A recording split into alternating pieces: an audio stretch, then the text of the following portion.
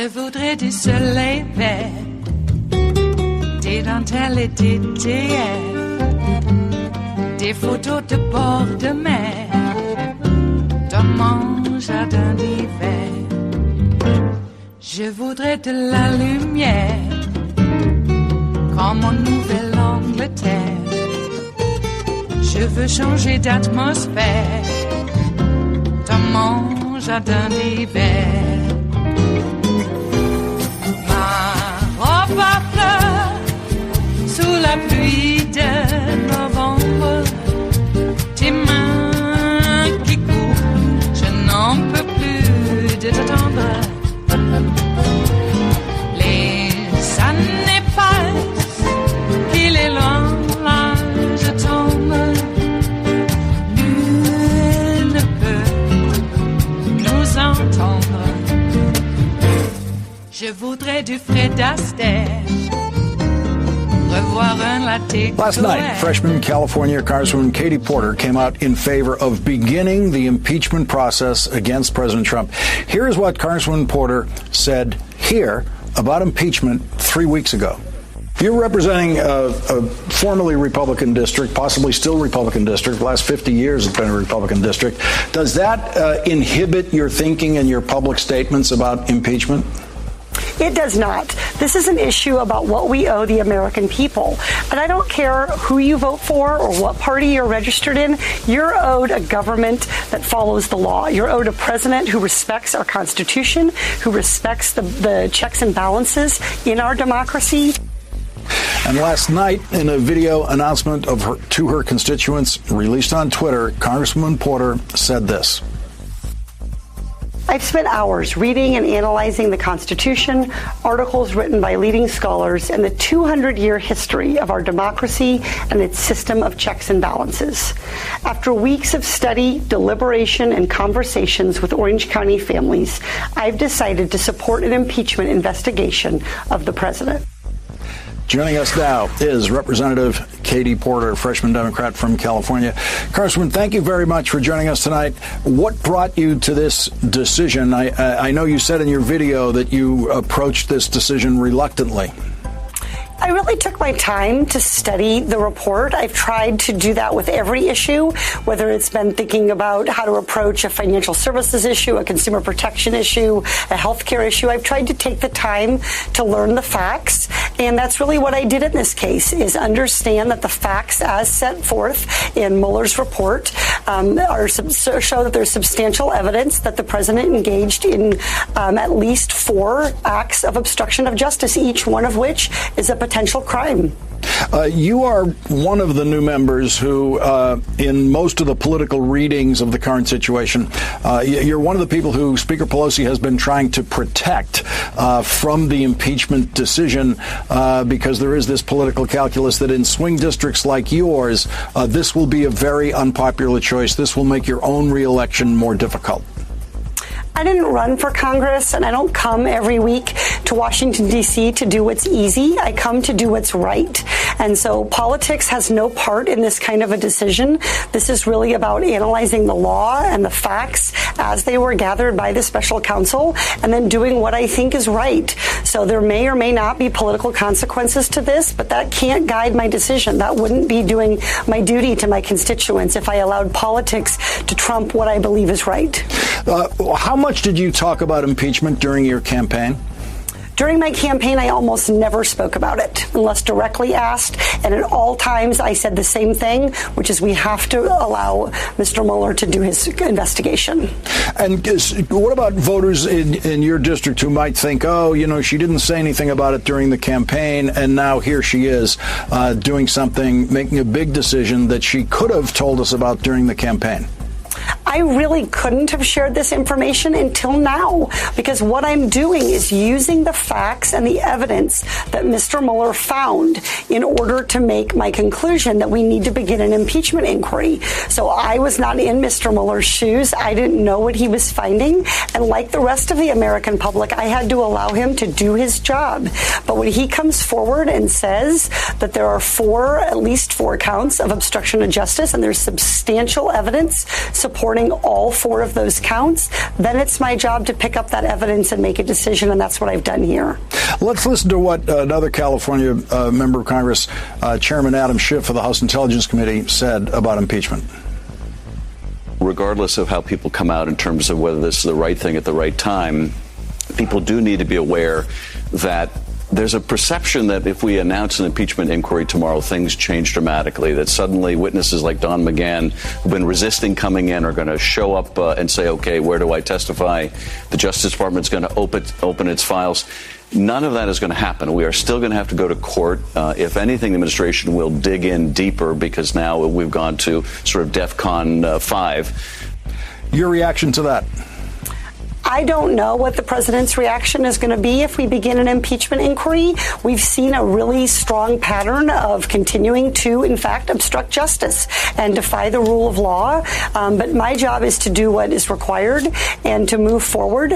I think it's very unfortunate if the president continues down this pattern. I very much hope that people will come in, they will testify, they'll provide the information that the House needs to make a decision. And in the meantime, I have lots of other things that I'm working on, including some things I hope to work with this president on, such as prescription drug pricing and transportation and infrastructure.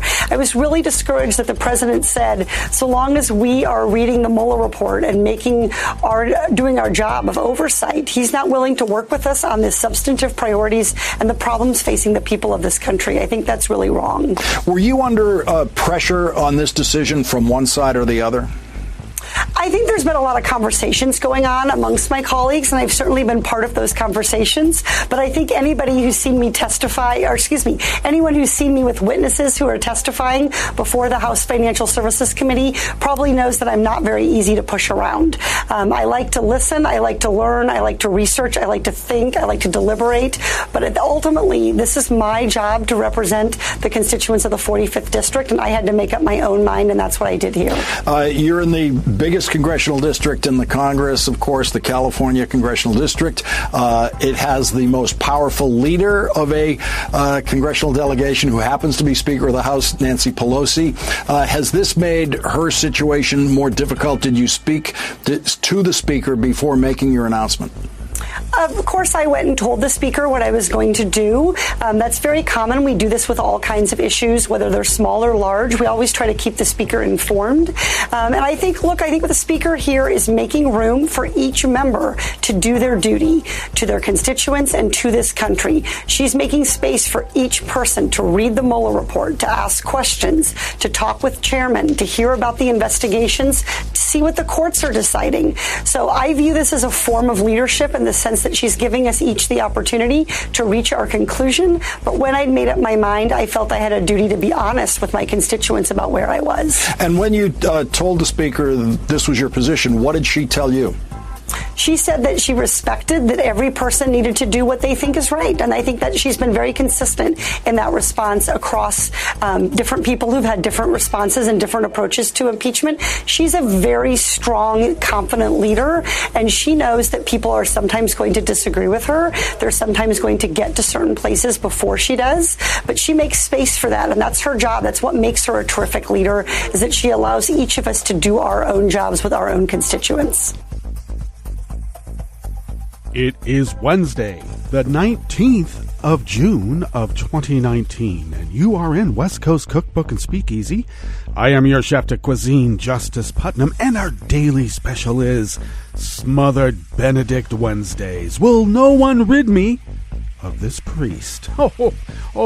Contraire, it is simply a quite lovely egg dish with a velvety hollandaise sauce. You can make it what you want. It could be, I don't know, a call to spiritual arts, possibly. Was that really spiritual? No, it was temporal. If you rid yourself of a priest, those are temporal concerns, mostly. Well, Trump had his Nuremberg hate rally in Florida. A lot of people showed up. I went to capacity. Trump Jr. said there was, a 250,000 more? 250,000? Some ungodly number showed up?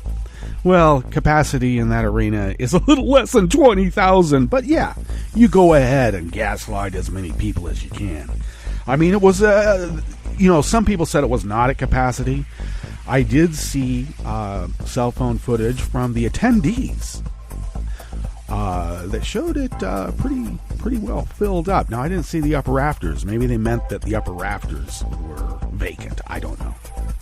But sweep of the auditorium showed it pretty much filled up with a lot of people who just got to get their hate on. Oh, my. Or how are they described? Formal flip-flops and what were the khaki pants called again? I can't remember. There was something about the cargo shorts. Dress cargo shorts, that's it. Formal flip-flops and dress cargo shorts were was the fashion du jour. Well, it is Florida. What do you expect? Well, that wasn't all that was going on. I mean, he also gave some sort of bonkers speech. We're going to use bonkers again in the lead up to the show. There's something about out-of-date terminology. I just love it. Anyway, he did give another one of his, unhinged speeches. Boy, I got to tell you, all that money and all those schools and all that big brain under that weird, wispy, puffed up big hair. And he doesn't know anything about America. I keep saying, and I have said for a long time, from my experience, when you reach a certain level of money, alliances to neighbors, alliances to communities, states, nations, those are always secondary, maybe even further down the list than the singular important aspect of that person's existence, and that's the importance of that person's existence at expense of everything and everyone else. So you reach a certain level of money, and you don't care about the First Amendment for others. You don't care about noblesse oblige. Boy, remember those days? Oh, you don't? You don't even know what noblesse oblige is? No, my listeners do. We're a special kind. We're the other. We're them. That's who we are, them. Yeah, well, this is all obviously a way to gin up these people's hate. Trump is offering a product when he throws these Nuremberg rallies. And I don't know, are people that bored? I mean, the joke is like, don't they have a Netflix account? You don't even need a Netflix account. You just need cable. How bored are these people that they have to show up to a carnival barker in a carnival tent? Yeah, it was an auditorium, but still, it's a carnival tent. It's all a carnival. And he says the proper trigger words and people get to hate. It's them. They don't deserve any rights. They came here illegally. How dare they? They're surrounding us. They're going to give them driver's license. They're going to buy insurance. They're going to be just like us. No, they. I need to remind folks, in your formal flip-flops and your dress cargo shorts, that in America, equal protection and due process is afforded to all. Not just some, but to all. Not just citizens, but to everybody. Yes. That includes the tourist coming here to visit. That includes the student coming here to study. That includes an HB1 worker coming here to work. And that also includes the long-lost relative that you found on 23andMe residing in Cornwall. Come for a visit. Someone trips on a sidewalk. This is America, pal. There are remedies for that, and it is afforded to everybody. Look it up. I'm not just making this up. This is America. You might as well take a little bit of time and read up on it. Well, now I got that rant out of the way, what's on the rest of the menu here? Well, starting off in the Bistro Cafe of West Coast Cookbook and Speakeasy. At the top, that was Representative Kathy Porter out of Orange County, California, by the way. I like her. And she's now the latest Democratic lawmaker to support an impeachment inquiry against Trump. Two things. Impeachment is not removal, and a concentration camp is not a death camp. Can we keep these things in mind? I know. We'll be talking about the concentration camps real soon. On the rest of the menu, Trump's Space Force is just a scam to sell T-shirts, while Syria's space policy is sidelined for campaign merchandise and cheap applause lines. I had to get every S possible in that sentence. I hope you don't mind. A California man arrested for plotting to kill Jews walks free after posting bail because he's white. Oh, is that a point of contention to some?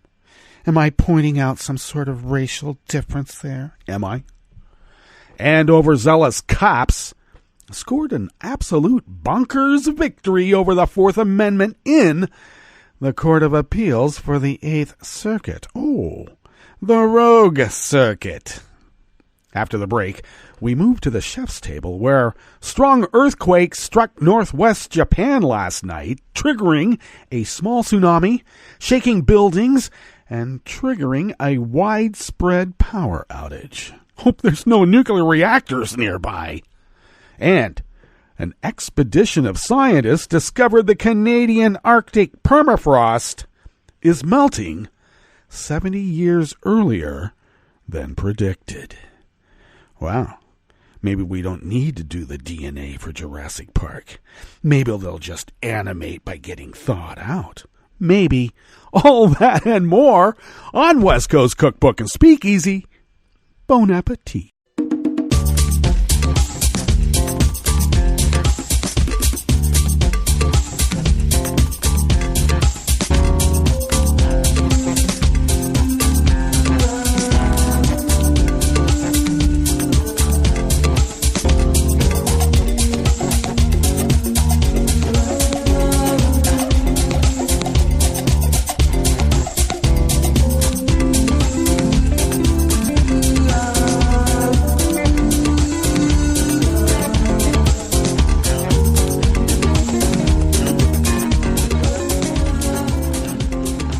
To the bottom of our homepage at netrootsradio.com, you will notice to the rightish of the page not only the stream of social media posts, but the chat room link monitored by Kelly Lincoln. Thank you, Kelly.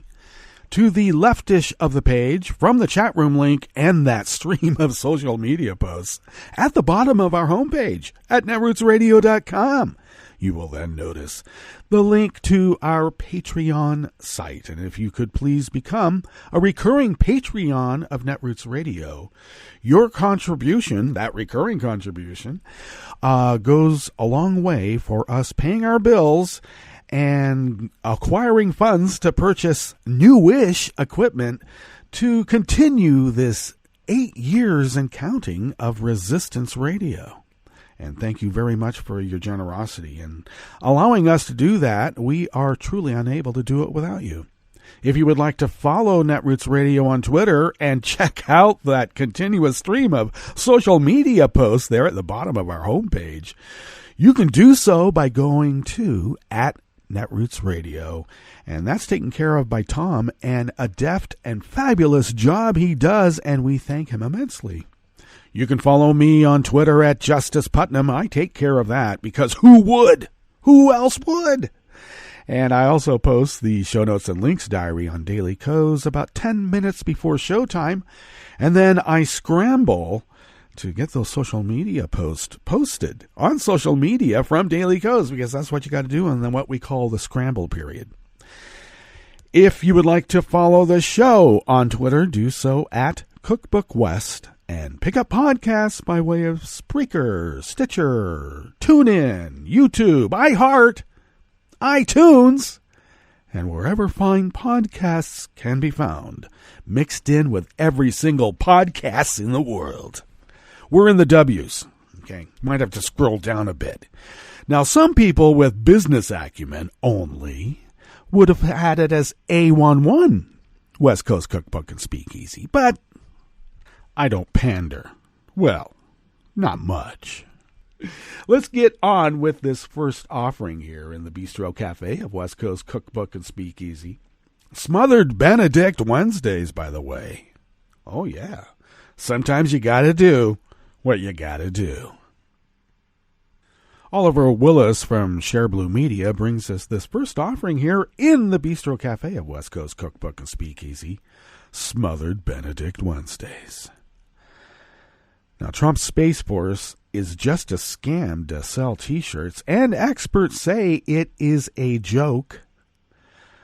On Tuesday, HuffPost noted that Trump's childish rhetoric has sidelined real space policy, prompting consternation from space policy experts and lawmakers from both parties.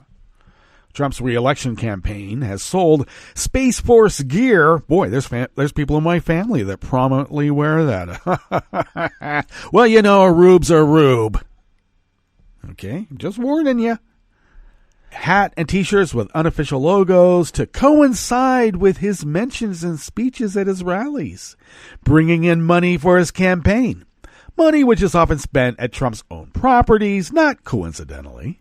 Trump is even selling Space Force merchandise at Trump Tower in Manhattan. But the Space Force message has made a mess of things, with Trump's political gimmick now interfering with real U.S. policy. He conflated civilian space with national security space. Todd Harrison, a space policy expert at the Center for Strategic and International Studies, said, he has conflated these things with his campaign emails and his stickers and has made people think this is a joke. And by people, he means, like scientists and experts and people who really know what they're talking about, whose prime motivation in life is not to sell cheap merchandise and even cheaper applause lines. In this reporter's opinion, and boy do I have a lot of them, since 1982, the Air Force Space Command has been involved in activities like launching rockets and providing support for satellites in Earth orbit, providing vital information on navigation, weather, and communications. And others have noted, however, that based on Trump's public ramblings, it is unclear if he's even aware of the Air Force Space Command, because he keeps pushing Space Force to handle similar job functions. Now, members of Congress have pointed out that the bureaucracy involved in implementing Trump's Space Force doesn't make sense. Current projections estimate nearly $14 billion in tax dollars could be used to create the bureaucracy, even as Congress questions the idea. Yet, Trump made a public pronouncement that he was hereby directing the Department of Defense to immediately begin the process necessary to establish a Space Force as the sixth branch of the armed forces. Hey, if you're skimming off the top of everything, you might as well get some more things into everything to skim off the top. Well, the directive merely told the government to create a space traffic management plan to limit and track orbital debris. And further muddying the waters has been rhetoric from Trump's allies like Ted Cruz, who was widely ridiculed for pushing Space Force so that America can combat space pirates. Yeah, you don't want those Somali space pirates coming and taking your wares. Pirates threaten the open seas, and the same is possible in space. Yeah, the Somali pirates, they just get discarded space debris and make it into some sort of weapon in which they can actually travel upon, maneuver astride your space galleon, climb the mast, and demand that everybody give them their fair measure of rum.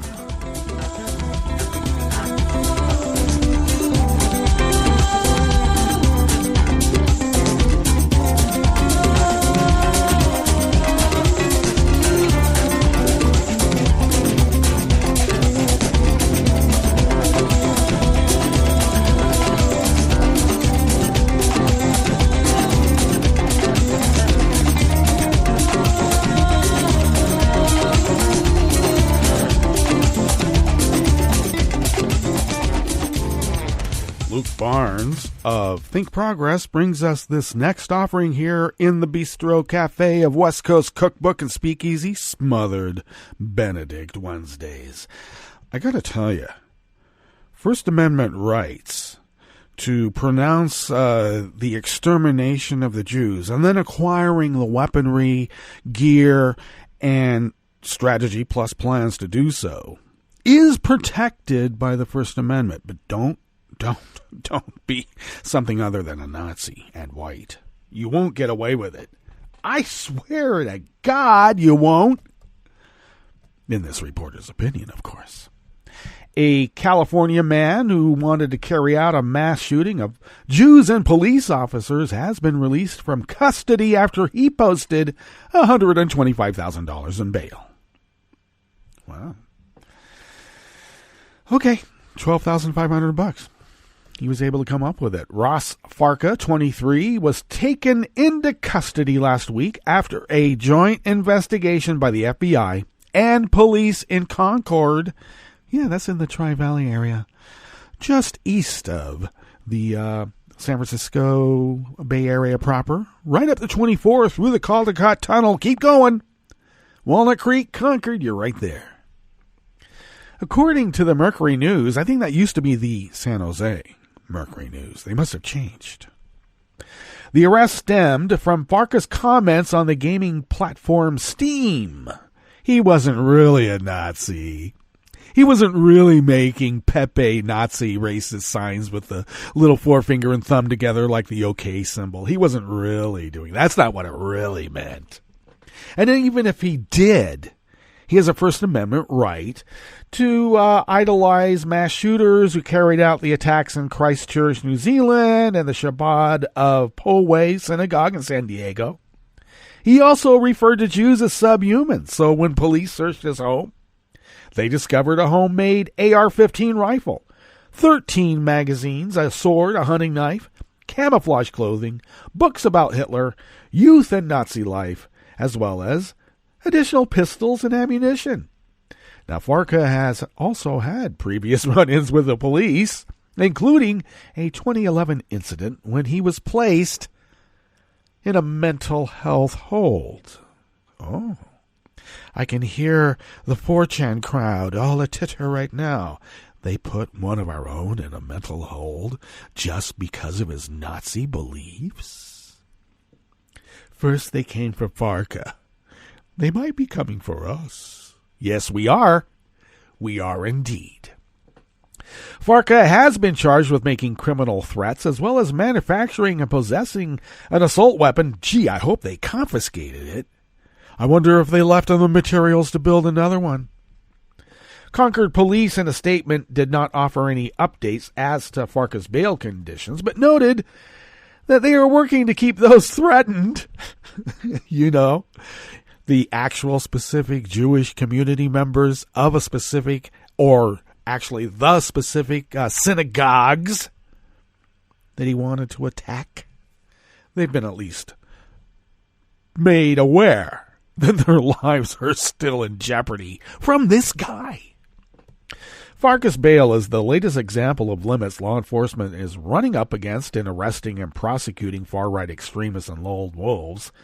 In April, Christopher Hassan, an avowed white nationalist and Coast Guard lieutenant, was also considered for bail despite being described by prosecutors and court documents as a domestic terrorist who had assembled an arsenal of weapons and drawn up a hit list of prominent Democratic politicians and journalists. The bail argument went to appeal, where U.S. District Judge George Hazel eventually ruled that Hassan must remain detained until trial. I often weigh how... Now I know these could be apples and oranges in the jurisdiction of law world in the United States. But I always weigh the discrepancy and how these conditions for bail are applied. On the one hand, you have a guy who actually had the strategy, plans, and made the threats, and named the individuals and specific synagogues he wanted to bomb and the people he wanted to kill. And he gets bail. And then you have a kid who jumped a turnstile on a New York subway, was thrown into Rikers without charge, languished there for over 3 years, and when they finally let him out, he was such a broken individual, he killed himself. Oh, did I mention the kid who jumped the subway turnstile and was put into Rikers to languish, wallow, and become broken and destroyed? Oh, yeah. Well, he was black.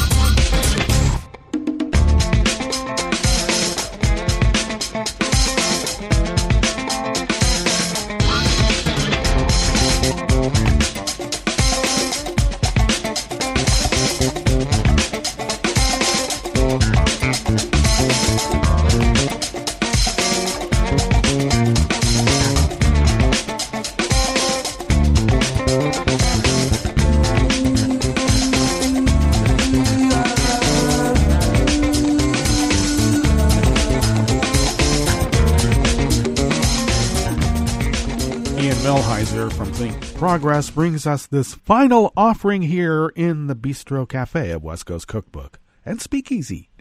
Now imagine the following series of events happening to you. You and a friend are walking peacefully down a residential street in the middle of the day when a police car pulls next to you and orders you to get the fuck on the sidewalk.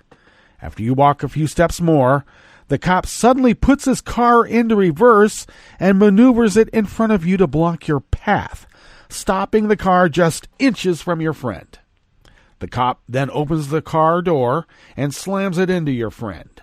He grabs your friend and threatens to shoot him. As your friend struggles to free himself, the cop shoots twice, hitting him once in the arm. Fearing for your life, you flee as the cop continues to fire his gun at you. You live, and your friend dies. Now ask yourself this. As this series of events played out, would you believe throughout the entire experience that the cop was merely instructing you to move to the sidewalk? Or would there come to a point where you felt that the cop expected you to stay put? If you paused, as the cop blocked your path and assaulted your friend, did you do so because you were calmly deciding where else to go? Or did you freeze because you believed that the cop was demanding your submission? The answers to these questions seem obvious, but they weren't to 6 federal appellate judges who held that a lawsuit against the cop in question must be dismissed at one of the earliest possible stages of the litigation. The case is Johnson v. City of Ferguson. Yeah, that Ferguson. The facts laid out above are plaintiff Dorian Johnson's version of what happened during that fateful encounter with Officer Darren Wilson, which led to the death of Johnson's friend, Michael Brown. These facts are highly contested. The Justice Department disagrees with them, and that was back when the Justice Department was led by an attorney general who actually gives a damn about stopping police brutality. It is very likely that were Johnson's case to proceed to a full trial, Johnson would lose. But the U.S. Court of Appeals for the Eighth Circuit dismissed this case before any kind of judicial inquiry into the facts could happen. At this early stage of the litigation, courts are required to assume that the facts are exactly as the plaintiff claims. They must assume that Officer Wilson behaved just as awfully as Johnson alleges, and a majority of the Eighth Circuit just held that, even on those alleged facts, Wilson may not be held accountable. Judge Roger Leland Woolman's opinion for the court is brief, and its reasoning is often so cursory that it is difficult to parse, but it basically comes down to this. The Fourth Amendment prohibits unreasonable searches and seizures, but to show that such a seizure occurred, Johnson must show that the officer tried to prevent him from leaving and that Johnson actually submitted to the officer's authority in some way. Yet, in the process of arguing that Johnson was free to go, Judge Woolman deploys some simply astounding reasoning. That he was able to leave the scene following the discharge of Wilson's weapon gives the lie to his argument that the placement of Wilson's vehicle prevented him, that would be Johnson, from doing so. Now think about that for a second. This is a federal appellate judge, joined by 5 other federal appellate judges, arguing that Johnson was free to leave the scene because he managed to flee with his life while he and his friend were under fire from a cop. You're free to go. If we hit you in the back and you drop, well, that's just part of a day's work for me, pal. To the extent that a legal holding can be extracted from Woolman's opinion, it appears to be summarized in 2 sentences. Because there was no verbal or physical impediment to Johnson's freedom of movement, Woolman writes. Apparently because gunfire does not count. Apparently gunfire is not speech. Jeez. It's pretty loud, though. It's almost like they're yelling at you. Woolman continues, there was no submission to authority on his part, even in a metaphysical sense of the meaning of that word.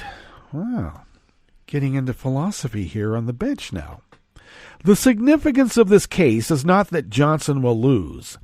Given the Justice Department's findings in its own investigation into the Michael Brown shooting, Johnson was always likely to lose this case. Rather, the significance is that there is now binding legal precedent in a federal court whose jurisdiction includes 7 states, holding that a cop who behaves in the way Johnson says that Wilson behaved is not liable to their victims.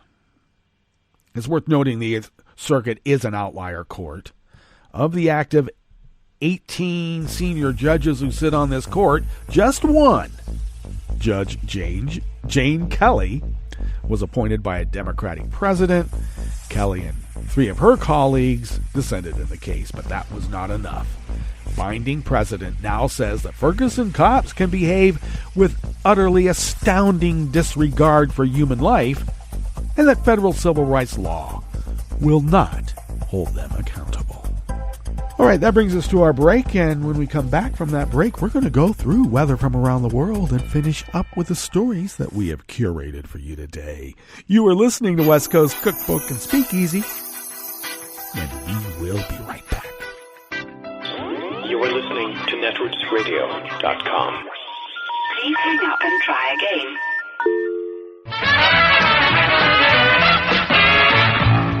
From a point at sea to the circles of your mind, a new force is at work for planetary transformation. New radio for a new Earth.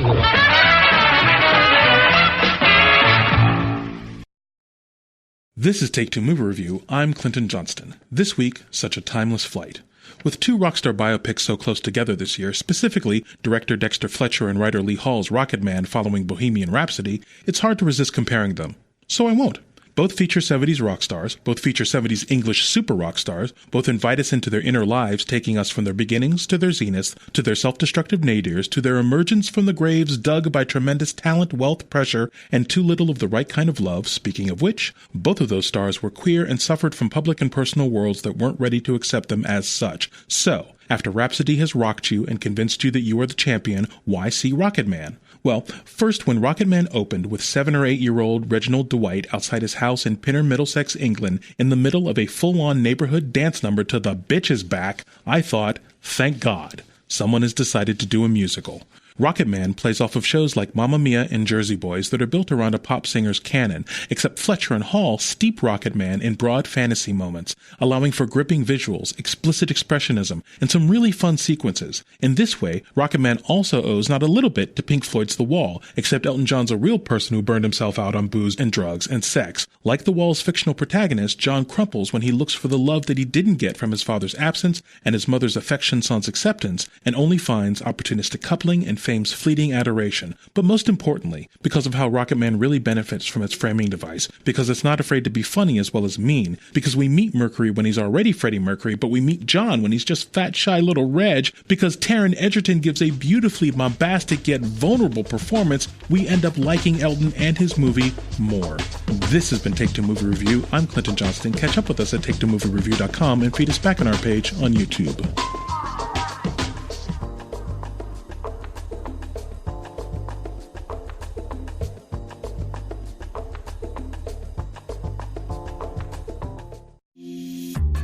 This program is presented by the Centers for Disease Control and Prevention. Pools, water parks, and other recreational water venues are popular places to relax and stay cool, but they can be sources of serious illness. Since 2000, nearly 500 outbreaks have been reported at recreational water venues in the U.S., resulting in over 27,000 illnesses and 8 deaths. Most were caused by parasites, bacteria, viruses, or certain chemicals in the water. Parents with young children who have diarrhea should not allow their children to swim or play in the water. In addition, bathers should check the inspection scores of pools and water parks and can conduct mini inspections using test strips before getting in the water. A few simple precautions can allow you to share the fun, not the germs. Thank you for joining us on A Minute of Health with CDC. For the most accurate health information, visit cdc.gov or call 1-800-CDC-INFO.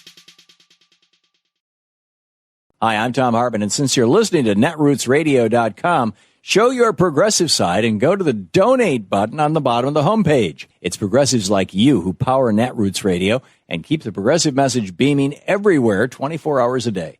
Just go to our donate button at the bottom of netrootsradio.com. Thank you for keeping progressive radio at full power.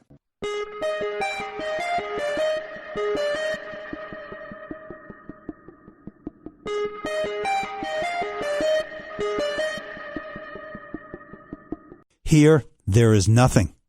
I'm Bill Newman, and this is the Civil Liberties Minute. There is nothing, the Guatemalans recently told New York Times correspondent Roger Cohen.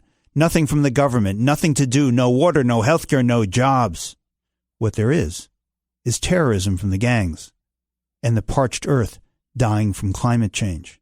So what is the administration's response to these conditions in Central America that are forcing the migration north? To increase aid? To institute a Marshall Plan for the Northern Triangle countries of Guatemala, Honduras, and El Salvador? No, says Trump. Rather, we should cut off all aid to those countries because they're not doing enough to stop migration. In other words, create more devastation, more homelessness, more hopelessness, and more refugees, which will ensure migrants continue to flee north. Trump's other response is to trumpet his proposed wall some more. But as Cohen put it, quote, no wall will stop the flow of migrants. No raging about rapists or threats to separate families will stop it. No racism against brown people or fear of demographic change will stop it. A broken immigration system certainly won't stop it. Not as long as Central Americans are desperate. The United States government has a policy now that will continue to create more and more migrants. More and more people seeking safety and refuge. There is no plan to create something out of nothing. The Civil Liberties Minute is made possible by the ACLU because freedom can't protect itself. I'm Rick Smith, and this is Labor History in 2. On this day in labor history, the year was 1937. That was the day that would go down in labor history as the Woman's Day Massacre. The Steelworkers Organizing Committee were attempting to bring union recognition to the steel industry. Earlier that year, U.S. Steel had agreed to recognize the union, but smaller steel companies, including Republic and Bethlehem, refused. Republic even went so far as to fire 1,000 union supporters from plants in Canton and Massillon, Ohio. Outraged, the union voted to go on strike against Republic. In Youngstown, strike organizers came up with an idea to bolster solidarity for the strike. They would set a day for women to walk the picket lines. Wives could show their support for their striking husbands by taking part in the pickets. Youngstown Police Chief Charlie Richmond did not like the idea of women picketers. He demanded the women leave. When they refused, he ordered tear gas fired on the women and their children who were also present at the picket. One woman was carrying an infant. As outraged union members rushed to the scene, police opened fire on the crowd. One union organizer described the scene saying, "When I got there, I thought the Great War had started over again. Gas was flying all over the place, and shots flying, and flares going up, and it was the first time I had ever seen anything like it in my life." Despite the violence, the union members regrouped and attempted to confront the police once again. More shots were fired. The next day, Ohio's governor ordered more than 5,000 National Guard to Youngstown. Pickets were limited to 10 people per gate. Republic fired many of the union leaders. The Women's Day massacre was just one instance of the anti-union violence faced by steelworkers in their fight for dignity. Labor History in 2 brought to you by the Illinois Labor History Society and The Rick Smith Show. For more information, go to laborhistoryin2.com, like us on Facebook, and follow us on the Twitters at laborhistoryin2. I read the news today, oh boy. It's time for Nicole Sandler's What's News from NicoleSandler.com and the Progressive Voices Network. Patrick Shanahan, the acting Secretary of Defense, withdrew his name from consideration for the permanent post Tuesday, just as the Washington Post published a story detailing a violent incident in 2011 in which his son attacked his own mother with a baseball bat. President Trump announcing his pick to lead the Pentagon will withdraw before he's even been formally nominated. Writing on Twitter that acting Defense Secretary Patrick Shanahan, who has done a wonderful job, has decided not to go forward with his confirmation process so that he can devote more time to his family. Trump said he'll name Army Secretary Mark Esper as the new acting Defense Secretary, but declined to say whether that would become permanent. Shanahan is the former Boeing executive who had been running the Defense Department since James Mattis resigned in protest in December, but only in an acting capacity until Trump announced last month he would make things official. But the paperwork was never filed, raising eyebrows inside the White House about why. Now CNN has learned his resignation came amid details of a contentious divorce, including an allegation from Shanahan's ex-wife that he hit her during a dispute 9 years ago, an allegation Shanahan has denied. His ex-wife was arrested and charged with assault, but those charges were later dropped. In a statement today, Shanahan said he was resigning to protect his children, writing, "I would welcome the opportunity to be Secretary of Defense, but not at the expense of being a good father." The Senate Appropriations Committee struck a deal Tuesday evening to move ahead with the president's $4.5 billion request for funding to deal with the ongoing crisis at the southern border. The agreement will be marked up in the Senate Appropriations Committee on Wednesday and is expected to reach the Senate floor before lawmakers leave next week for the 4th of July recess. The package is expected to include billions in humanitarian aid to shore up the Department of Health and Human Services Office of Refugee Resettlement. Senators and administration officials had warned that without more money, the office would run out of funding by early next month. Wednesday is Juneteenth. That's the day that commemorates the June 19, 1865 announcement of the emancipation of enslaved African Americans throughout the former Confederate States. The House Judiciary Committee is holding a hearing on reparations, where journalist Ta-Nehisi Coates and actor and activist Danny Glover are set to testify in favor of compensation for the descendants of slaves.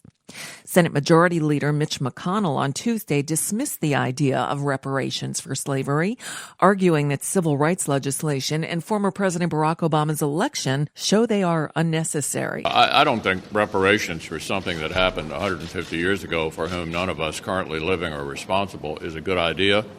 We've, tried to deal with our original sin of slavery by fighting a civil war, by passing landmark civil rights legislation. We've elected an African-American president. I think we're always a work in progress in this country, but no one currently alive was responsible for that. And I don't think we should be trying to figure out how to compensate for it. First of all, it'd be pretty hard to figure out who to compensate. We've had waves of immigrants as well who've come to the country and experienced dramatic discrimination of one kind or another. So, no, I don't think reparations are a good idea. Former Trump aide Hope Hicks is the first witness close to Donald Trump to testify before the House Judiciary Committee in its investigation into alleged abuses of power. Hicks is set to answer questions behind closed doors Wednesday, and a committee transcript will be released soon after. The administration is asserting immunity for Hicks from testifying about her time in the White House. President Trump blocking Hope Hicks from handing over documents to Congress, documents required under subpoena. Hope Hicks' attorney tonight saying in a new letter to Congress the documents could fall under executive privilege. Now, keep in mind, Hicks is crucial. She's as inner circle for Trump as it gets. She was a witness to some of the most controversial moments in Mueller's report. And that is why Democrats investigating obstruction want her to hand over documents from her time at the White House. But Hicks is not the only star witness Trump is trying to keep quiet. The White House also blocking former White House counsel Don McGahn's chief of staff from cooperating, Annie Donaldson. Her notes were quoted extensively in the Mueller report, central to it. And at this hour, the chairman of the House Judiciary Committee, Jerry Nadler, in a statement, says this is all evidence of the president's continued obstruction of congressional investigations. Committee Chairman Jerry Nadler has rejected the preemptive claims of executive privilege over what Hicks has to say. The White House continues to stonewall the committee from receiving documents or testimony from key figures, including Attorney General William Barr, former White House counsel Don McGahn, and former special counsel Robert Mueller, who remains unwilling to testify publicly. The number of refugees and displaced people on the planet has hit an all-time high. According to a new UN report, more than 70 million people have been forced to flee home because of violence or persecution. That works out to about 1 in every 108 people on Earth. And that's just a bit of what's news for now. I'm Nicole Sandler. If you appreciate these reports and the Nicole Sandler Show, I hope you'll consider making a contribution. My work is 100% listener supported, and I can't do it without your help. For more information, visit NicoleSandler.com/donate.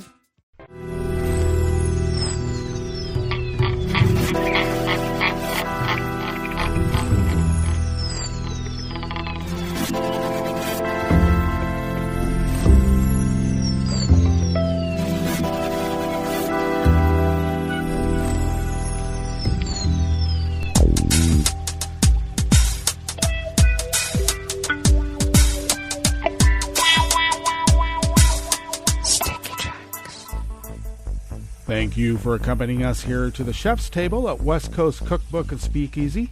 We always begin weather from around the world along the banks of the Rogue River and the Rogue River Valley of southern Oregon on the west coast of the continental United States of America, where it is currently 58 degrees Fahrenheit, a little cooler than we've had these mornings. Slated for a high between 82 and 85, overnight lows in the mid to upper 50s. Tomorrow we're going to have a bit more of a cooling, expected high in the mid 70s. While winds currently are out of the southwest with gusts of 1 mile per hour, sounds light and variable to me. Though we'll be shifting out of the northwest in a couple of hours at a 5 to 10 mile per hour clip, continuing that overnight and then shifting tomorrow out of due north at 5 to 10 miles per hour.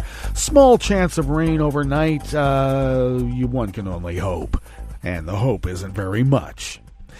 Grass pollen is very high locally. The air quality index is in the good range at 18 parts per million, and the daytime UV index is very high at 9.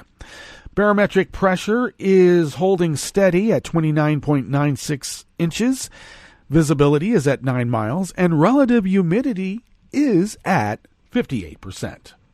Weather from around the world is brought to you by people's personal weather stations that they purchased.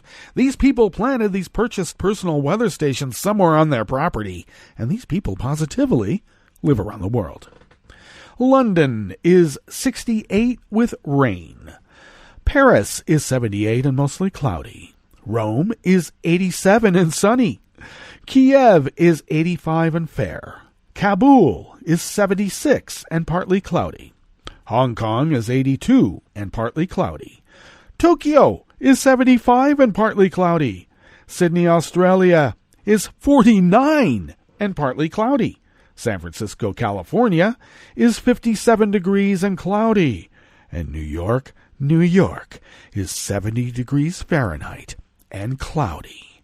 And that is weather from around the world, brought to you by people's personal weather stations that they purchased. These people planted these purchased personal weather stations somewhere on their property, and these people positively live around the world.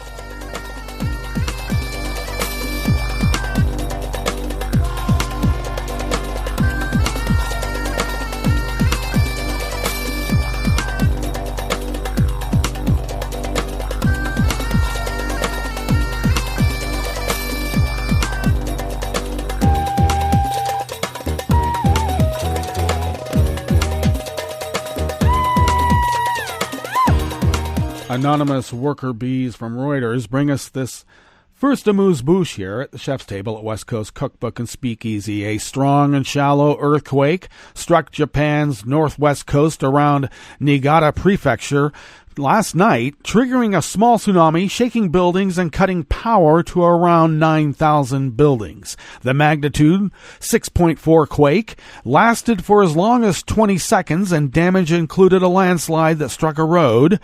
And authorities lifted a 1-meter tsunami warning for the region after waves several centimeters high struck parts of the Niigata coast.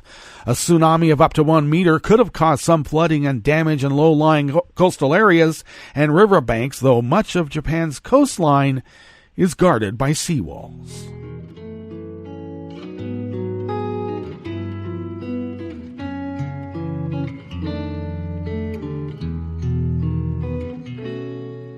Je te donne ce mon amour pour la vie entière, la promesse de me trouver à tes genoux. Aussitôt que tu m'appelles, rester toujours fidèle, c'est tout, c'est tout. Je te donne tous mes printemps, mes étés de mer, mes automnes quand les feuilles tombent partout. Si ce n'est pas une bonne affaire, je te donne tous mes hivers, c'est tout. Matthew Green of Reuters brings us this final amuse-bouche here at the chef's table at West Coast Cookbook and Speakeasy. Smothered Benedict Wednesdays. Permafrost at outposts in the Canadian Arctic is thawing 70 years earlier than predicted. An expedition has discovered in the latest sign that the global climate crisis is accelerating even faster than scientists had feared. A team from the University of Alaska Fairbanks said they were astounded by how quickly a succession of unusually hot summers had destabilized the upper layers of the giant subterranean ice blocks that had been frozen solid for millennia.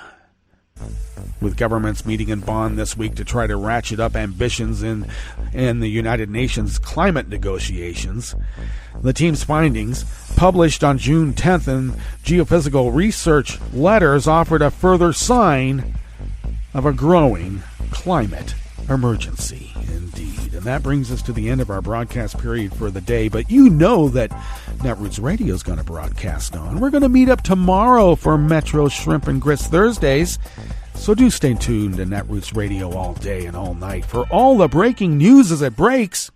And we'll meet up here tomorrow, right here in West Coast Cookbook and Speakeasy. Bon appetit.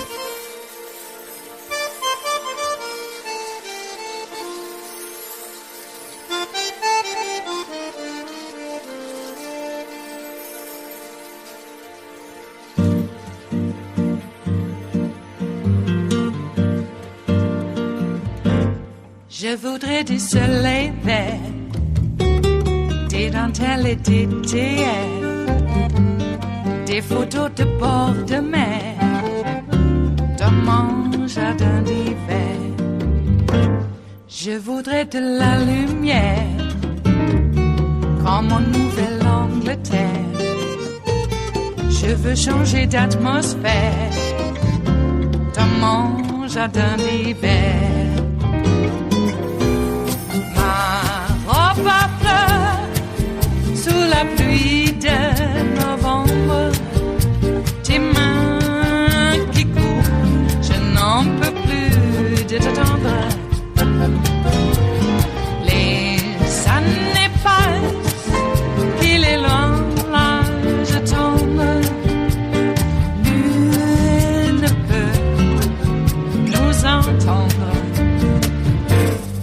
Je voudrais du Fred Astaire, revoir un latte Goer. Je voudrais toujours te plaire dans mon jardin d'hiver. Je veux déjeuner par terre comme au long de golfe clair, t'embrasser les yeux ouverts dans mon jardin d'hiver. Ma robe à fleurs sous la pluie d'un novembre, tes mains qui courent, je n'en peux plus de t'attendre. Les années passent, il est loin l'âge tendre, nul ne peut nous entendre. Ba-da-da-dum-di-da-dum, ba-da-da-dum-di-da-dum, ba-da-da-dum-di-da-dum, dans mon jardin d'hiver. Ba-da-da-dum-di-da-dum, ba-da-da-dum-di-da-dum, ba-da-da-dum-di-da-dum, dans mon jardin d'hiver. Dans mon jardin d'hiver, dans mon jardin d'hiver.